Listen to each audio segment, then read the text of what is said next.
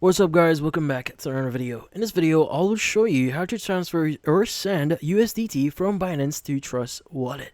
So you might be wondering how to exactly do so. Well, the first thing that you want to do is you want to get the address of your Trust Wallet. So go ahead and open up Trust Wallet here, and we want to add USDT here on our account. So go ahead and click on Manage Crypto.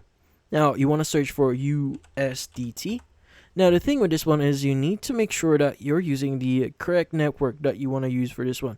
Now there are going to be a lot of networks, like for example you have Ethereum, Tron, Solana. So go and choose the one that you want to use. So as an example, I want to use the Ethereum network here. Let's go ahead and enable USDT that use the Ethereum network.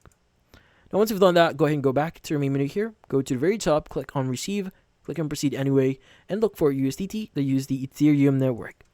Now go ahead and copy this one. Now, go to your Binance account, go and click on your wallet icon here, choose Spot. Now, in here, you want to go and click on Withdraw at the top right, and choose the appropriate option. So, the coin is going to be USDT, and in here, you want to go ahead and basically paste the address. Now, like what I said before, you need to use the correct network that we used before, or we selected before. So, since we are using the Ethereum network, make sure you are using the Ethereum network here, and specify the amount that you want to send here, and also review the fees. Now, in this case, once you review your transaction here, click on Withdraw, and you just need to wait for a few seconds or a few minutes in order for your transaction to complete. But typically speaking, you should be able to receive it in like a few seconds or even a minute. But yeah, so anyways, it's really important that you use the correct network here. So if you're using Ethereum, make sure to select Ethereum here as well.